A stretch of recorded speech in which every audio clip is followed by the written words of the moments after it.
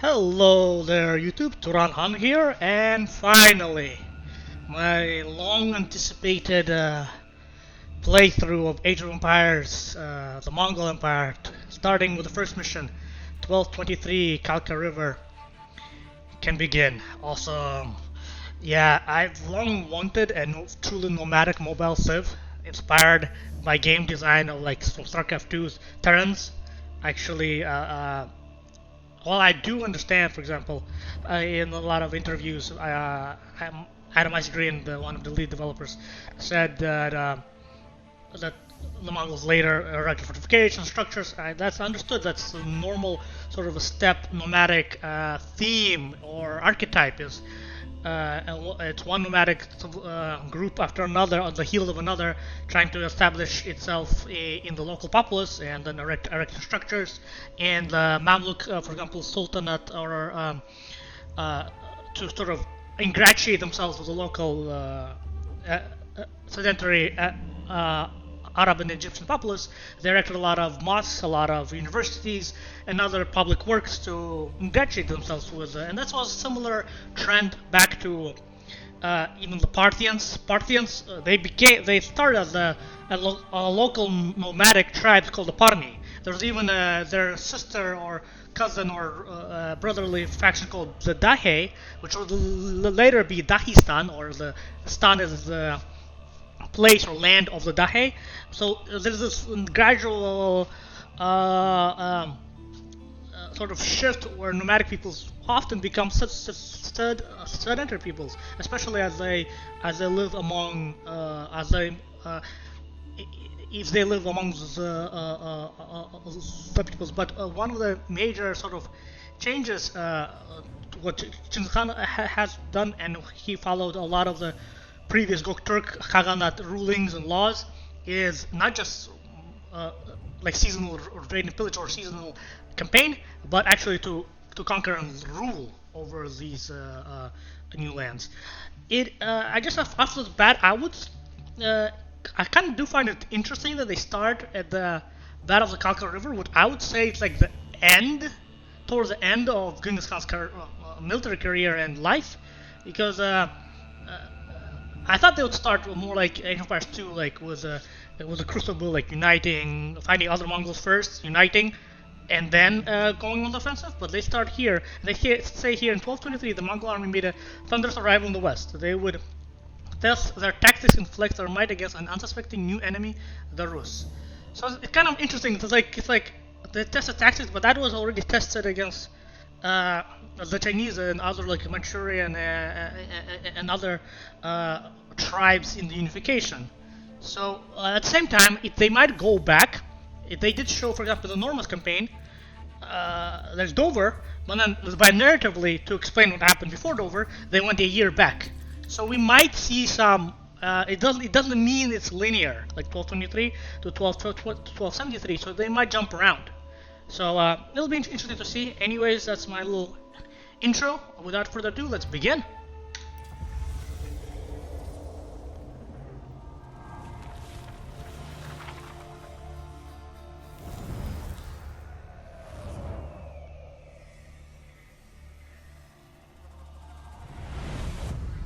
From the vast reaches of the Mongolian steppe, an army of over 100,000 men swept aside all resistance, claiming territories that spanned continents. Their leader, Genghis Khan, proclaimed his life's ambition was to unite the world under one empire. Having conquered the east, the Mongols turned their attention to the west, where they would come face to face with some of the greatest armies of medieval Europe. Would Genghis Khan's legendary warriors finally meet their match?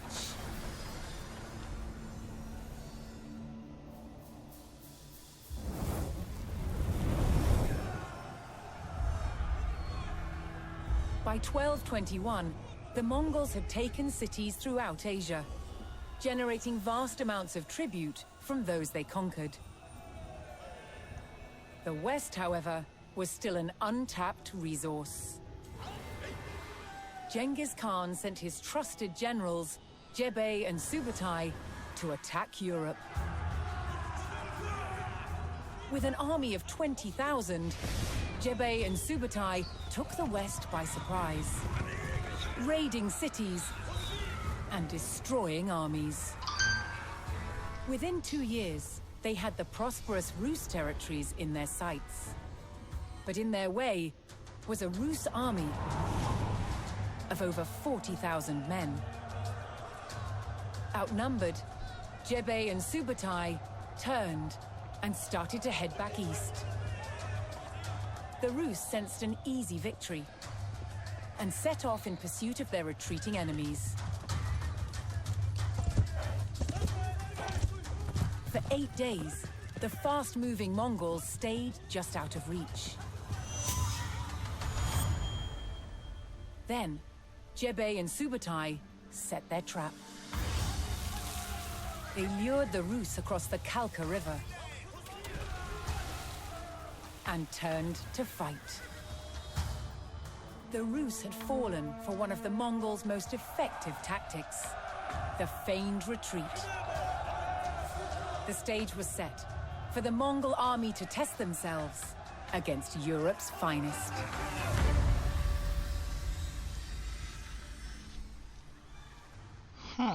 Very interesting, yeah.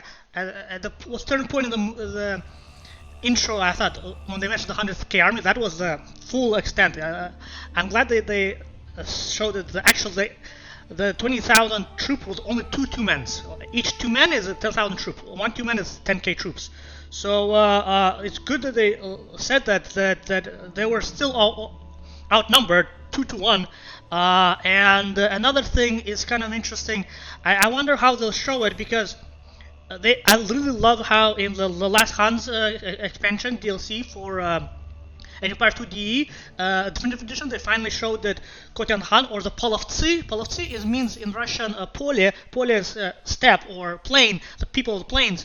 They are the indigenous nomadic population that always lived in the Black Sea steppes, even before Mongols and so on. They're basically the Sarmatians, the Scythians, or other proto-peoples there, and a lot of them were then later ethnically more, I would say, Kipchakified, and then become Kipchaks or Cumans. And in the Cuman campaign, Khotan Han is actually, while they fought bitterly against each other, at that time actually the Rus were starting to get the better hold of them. Khotan Han was able to unite with the Rus. So I'll be very interesting to see if they show Cumans or Kipchak, or they would show just Rus only, because that would be, I think, historically inaccurate. But at the same time, they might do something similar to like the Normans campaign, where they had Danes involved and show that there was this Danish or Viking presence, not just Anglo-Saxons and Normans duking it out. So without further ado, let's begin this mission. The great Mongol tactician, General Subutai, lured the Rus army to a battle site he had carefully chosen, the banks of the Kalka River. Another thing I would like to say about General Subutai, he was actually one of the smaller tribes, not one of the large Kerids or Mangut or Hungirats. He was actually from the reindeer people, and the reindeer people actually they've done some genealogy and so on. It's from the Tuva. Tuvans have the best claim to him. And what's interesting, the Minister of Defense for Russia right now, what's his name? I forget. He's Tuvan, and he claims that genealogy. So that was that's an interesting little modern tidbit. Anyways, so let's play this. The Mongols charged across the European plains, with the fatigued Rus army in close pursuit.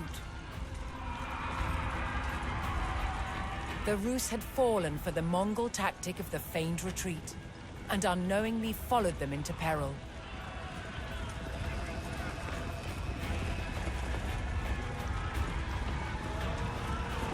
The Mongol general sprung his trap on the enemy scouts.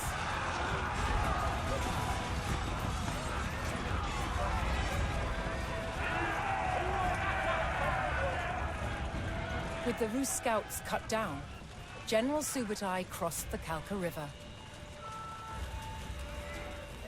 Here, he would stage a full-scale ambush on the vast Rus army.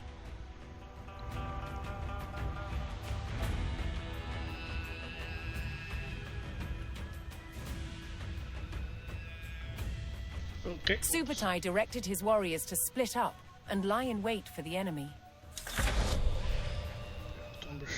Okay, split up. In groups control. Alright. Maybe we can push back a little bit in the ambush.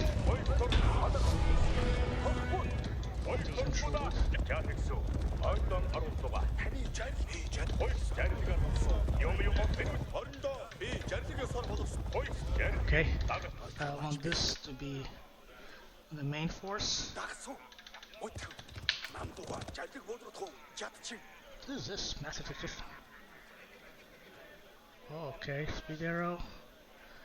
So this will be the main hit to attack them.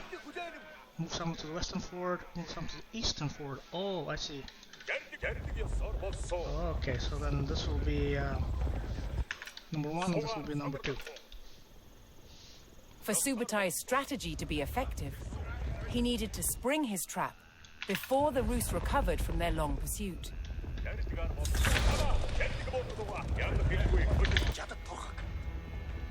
He sent his most fearsome Mangadai horse archers to draw the Rus quickly towards the ambush site. These highly skilled warriors could fire their bows rapidly while riding at speed. I think they are talking about these guys.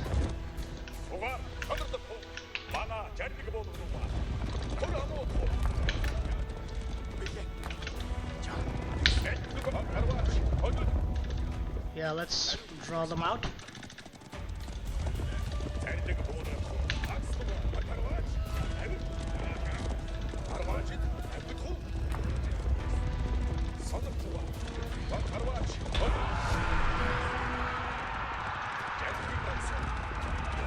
The Mongol provocation was effective, and the Rus hastily pursued.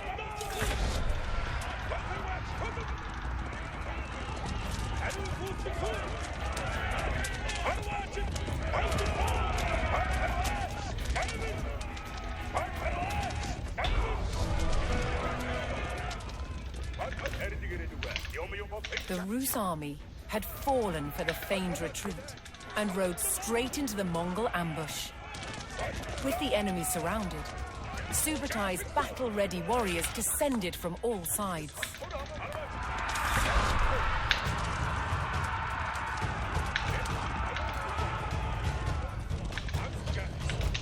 Okay. Attack from this angle and attack from the back. You move around. Don't get caught.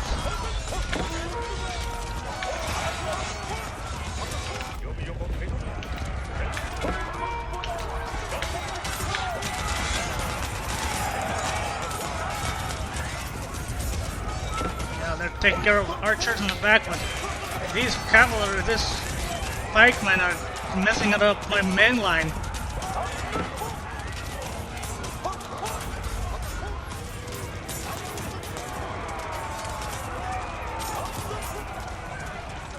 Just made up with the main forces. Get stuck. Maneuver.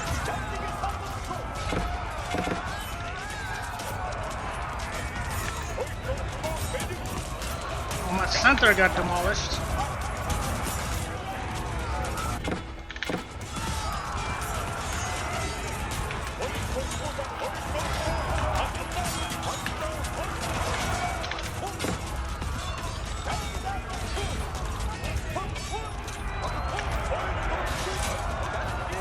The Mongol ambush was devastating, and Rus numbers were reduced to a few desperate stragglers. Seeing the fate of their comrades, the last Rus encircled themselves in a makeshift fort of baggage carts. Oh, early wagon forts? But they attributed to Bohemians. So let's check. Let's see. Follow me. Oh, we should have fought here in the outpost range.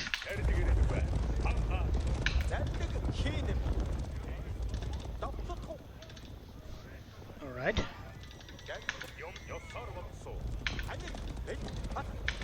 So this is maneuver, so it's 5 signal letter that increases the movement speed nearby units. And this is attack speed. Okay, so attack speed when fighting. Yeah, I should have had him always with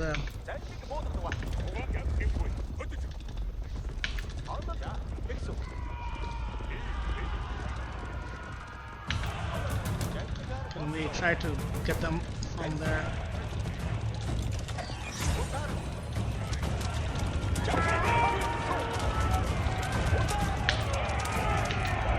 Yeah, come out from...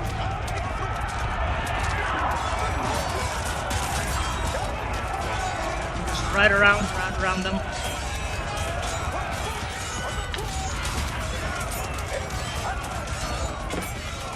Right on the flanks.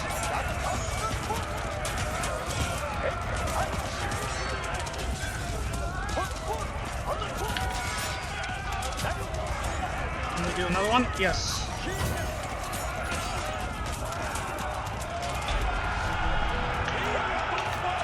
Camp. It's a fixed battle, fixed force. The Rus stockade fell. Despite a valiant last stand, the remnants of the Rus army were cut down. Spurred on by the crushing victory at the Kalka River, the Mongols advanced ever further into the heartland of the Rus.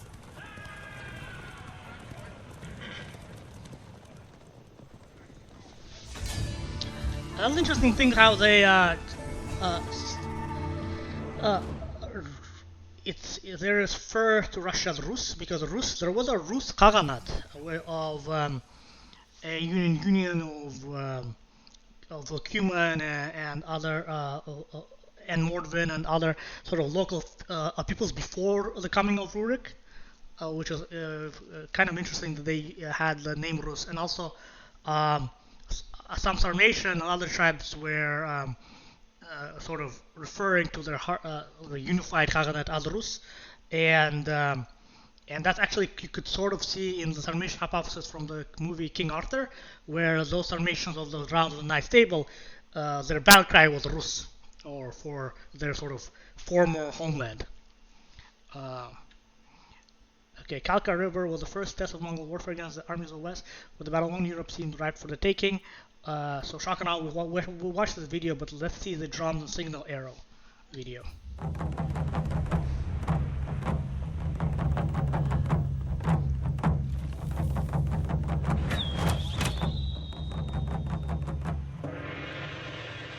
In the noise and confusion of battle, communications were vital. One solution was the use of message arrows. Signal arrows could be used to send messages to your drone troops. Faster than a man, faster than a horse. It was the quickest way to communicate in the heat of battle. Whistling arrows were blunt, and most importantly, they announced their arrival. But they weren't just used to pass written messages. When shot in a volley, whistling arrows could be loud enough to signal to a small group of warriors, telling them both where and when to attack. On hearing the sound, they would gallop in and strike where the arrows landed. However, a much louder sound was required to sound the retreat or to communicate to the whole army. That was the job of the war drums. The Mongols also used gongs, and the combinations of drums and gongs gave the Mongols a wide array of signaling options. We do not know the exact rhythms they used, but basic commands could be conveyed with different percussive patterns. They enabled the Mongols to communicate with their own forces and strike fear into the enemy. They were the heartbeat of the Mongol army.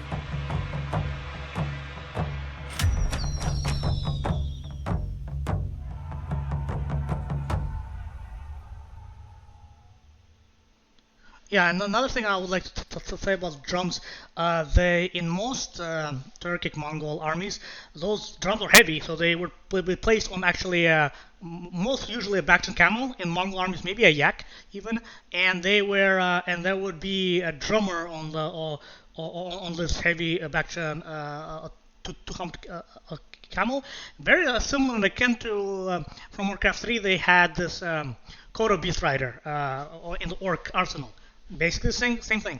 But the Ottomans, I think, took it to the next level, where they had the drums and signaling and fife and flute as part of actually a military attaché, like a more professional sort of a military band. So you could say this was early beginnings of a military band, but yeah. But they're not quite a military band, more of a signaling communication versus just music or band as a morale boost or something. Yeah. Anyways, let's this one. Yeah, we saw this one. Okay, I just want to double check. Okay. Then this was short and sweet. So I'll see you in mission 2. Over and out.